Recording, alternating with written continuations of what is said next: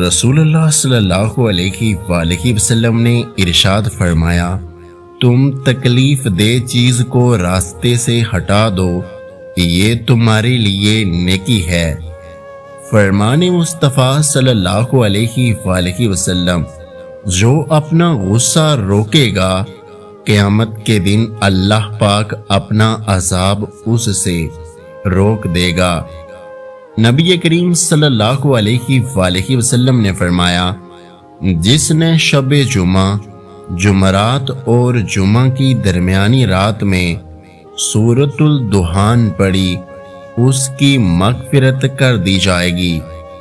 فرمان مصطفیٰ صلی اللہ علیہ وآلہ وسلم، جس گھر میں تصویریں ہوں اس گھر میں فرشتے داخل نہیں ہوتے۔ جب جمعہ کا دن آتا ہے تو فرشتے مسجدوں کے دروازوں پر بیٹھ جاتے ہیں، ان کے ہاتھوں میں چاندی کے کاغذ اور سونے کے قلم ہوتے ہیں، وہ لکھتے ہیں کہ مرتبے کے اعتبار سے لوگوں میں سے کون پہلے آیا اور کون بعد میں۔ حضرت سیدنا امام شافعی فرماتے ہیں، جمعہ کے دن مردوں کو جمعہ کے شرف کی وجہ سے عذاب قبر نہیں ہوتا۔ جمعہ مبارک۔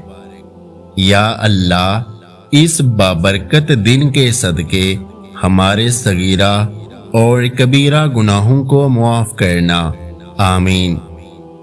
بارگاہ الہی میں دعا ہے کہ رب العزت آپ سب کی ہر نیکی تمنا پوری کرے، صحت عطا فرمائے، خوشیاں نصیب فرمائے، کسی کا محتاج نہ کرے اور ہمیشہ اپنی پناہ میں رکھے، آمین۔ جمعہ مبارک۔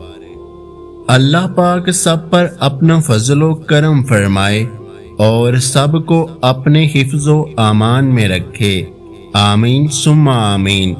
جمعہ مبارک۔ اے پروردگار، ہمیں بھی ان لوگوں میں شامل فرما جنہیں تو ہدایت فرماتا ہے، اور وہ جو صراط مستقیم پر چلتے ہیں، جو توبہ کرتے ہیں اور جن کی توبہ کو تو قبول کرتا ہے، جو تیرا خوب شکر ادا کرتے ہیں اور جن پر تو اپنا خاص کرم فرماتا ہے، آمین۔ حضور صلی اللہ علیہ وآلہ وسلم سے پوچھا گیا، کس وجہ سے اس دن کا نام جمعہ رکھا گیا؟ فرمایا، اس لیے کہ اس میں تمہارے والد حضرت آدم علیہ السلام کی مٹی جمع کی گئی، اسی میں بے ہوشی اور اٹھنا ہے، اسی میں پکڑ ہے، اور اس کی آخری 3 گھڑیوں میں ایسی گھڑی ہے جو اس میں اللہ سے دعا مانگے اس کی قبول ہو۔ اس ویڈیو کو لائک، شیئر اور ہمارے یوٹیوب چینل کو سبسکرائب کرنا مت بھولیے گا۔ اپنا بہت سارا خیال رکھیں، مجھے دعاؤں میں یاد رکھیں۔ ویڈیو دیکھنے کا بہت بہت شکریہ۔ اللہ حافظ۔